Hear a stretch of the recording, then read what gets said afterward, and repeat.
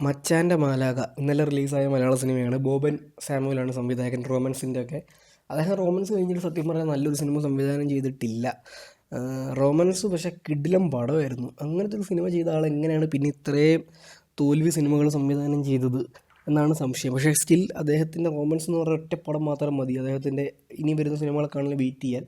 അപ്പോൾ അതുകൊണ്ട് തന്നെ മച്ചാൻ്റെ മാലാഖ ആ ഒരു പ്രതീക്ഷ കോമഡി കാണുമെന്ന് കരുതി പോയി കണ്ടു. പക്ഷേ പടം നല്ല തോൽവിയായിരുന്നു.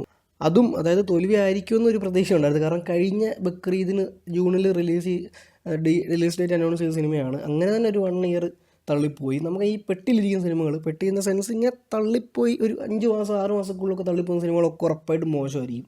അതിന് ഈ പോസ്റ്റ് പ്രൊഡക്ഷനിൽ ഓൾറെഡി ഫണ്ട് മുടക്കിയാണ്. പിന്നെ ഈ പോസ്റ്റ് പ്രൊഡക്ഷനിലൂടെ ഇനി ഫണ്ട് മുടക്കി വെറുതെ എന്തായാലും പൈസ കിട്ടത്തില്ലെന്ന് മനസ്സിലാവുന്ന സിനിമകൾക്കാണ് അങ്ങനെ പൈസ മുടക്കാതെ ഡിലേ വരുന്നത്.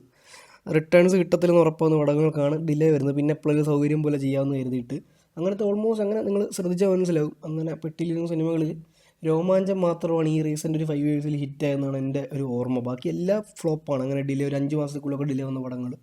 അപ്പോൾ അക്കൂട്ടത്തിലേക്കുള്ള ലേറ്റസ്റ്റ് എൻട്രിയാണ് മച്ചാൻ്റെ മാലാഖ. സത്യം പറഞ്ഞാൽ ഈ സിനിമയുടെ ഒരു കൺസെപ്റ്റ് എന്നല്ല, ഫസ്റ്റ് ഒരു തീം നമുക്ക് ഇങ്ങനത്തെ ഒരു ഐഡിയ കൺവേ ചെയ്താലും ആ ഒരു ഐഡിയ കൊള്ളായിരുന്നു. കാരണം ഇന്നത്തെ കാലത്ത് അത് വേണ്ടത് തന്നെയാണ്. ഞാൻ കുറേ നാളായിട്ട് അങ്ങനത്തെ ഒരു സിനിമ വന്നാൽ കൊള്ളാമെന്ന് ആഗ്രഹിച്ചിരുന്നൊരു സംഭവമാണ്.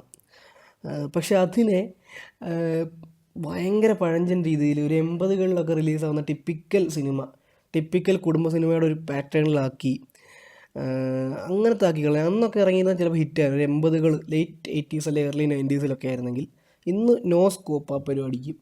ഈ ഒരു ഐഡിയ ആവശ്യമാണ്. പക്ഷേ ഇപ്പോൾ ആസിഫ് അലിയുടെ ഇനി ഇറങ്ങാനിരിക്കുന്ന ആഭ്യന്തര കുറ്റവാളിയുടെ ഒരു ഐഡിയയും ഈ ഒരു സംഭവത്തിനോട് ഇത് ചേർന്നതാണ്. എന്താണെന്ന് ഞാൻ പറയുന്നില്ല ഇതിൻ്റെ. അപ്പം അതിലിനി ഒരു പ്രതീക്ഷയുണ്ട്. അങ്ങനത്തെ ഒരു സിനിമ ഇന്ന് ആവശ്യമാണ്. ഞാൻ വെയിറ്റിങ്ങുമാണ് അങ്ങനത്തെ ഒരു പരിപാടിക്ക്. ഇതിലൊന്നുമില്ല, ഒരു പോസിറ്റീവില്ല. ഒരു കുറേ കോമഡിക്ക് വേണ്ടി എന്തൊക്കെയോ ഓപ്രായങ്ങൾ കാണിക്കുന്നു. ഒരു സാധനം വർക്കാവുന്നില്ല.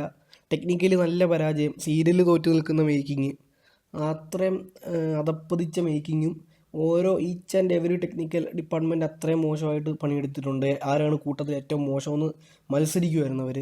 പെർഫോമൻസുകളായാലും ഒക്കെ മോശം. നമിത പ്രമോദ് ഡീസൻ്റായിട്ട് ചെയ്തിട്ടുണ്ട്. പക്ഷേ ആ ക്യാരക്ടർ ഒരുമാതിരി വൃത്തികെട്ട ക്യാരക്ടറാണ്. ഒന്നാമത് നമുക്ക് ദേഷ്യം തോന്നേണ്ട ക്യാരക്ടറാണ്. അതിലുപരി ഈ എഴുതി വെച്ചിരിക്കുന്ന ഒരു ബോധമില്ലാത്ത പോലെ ചുമ്മാ ഇങ്ങനൊരു ഈ ക്യാരക്ടർ ദേഷ്യമാണെന്ന് പറഞ്ഞാൽ അത് മാത്രമല്ല, വേറൊരു ലെയറോ ഒന്നുമില്ല. നമിത അത് ഡീസൻ്റായിട്ട് ചെയ്തിട്ടുണ്ട്. പക്ഷേ ബാക്കി സൗബിൻ ഉൾപ്പെടെ എല്ലാവരും, ഞാനും കുഴപ്പമില്ലായിരുന്നു, ബാക്കി എല്ലാവരും മോശമായിരുന്നു. മനോജ് കെ യു ആണ് ഭയങ്കര ഓവർ ഡ്രമാറ്റിക്. അങ്ങനെ എല്ലാവരും മോശമായിരുന്നു. ഒരു ഗുണമില്ലാത്തൊരു കോമാളി ക്ലൈമാക്സുമാണ് ഈ സിനിമയ്ക്കുള്ളത്. അതിനകത്തൊക്കെ കംപ്ലീറ്റ് നിരാശ. തിയേറ്ററിൽ പോയാൽ എഴുതിത്തരാം ഈ സിനിമ നിങ്ങൾ പോയി കണ്ടാൽ നിങ്ങളുടെ പൈസ പോകുമെന്നുള്ളത്. ഈ സിനിമയ്ക്ക് എൻ്റെ റേറ്റിംഗ് 1/5 ആണ്.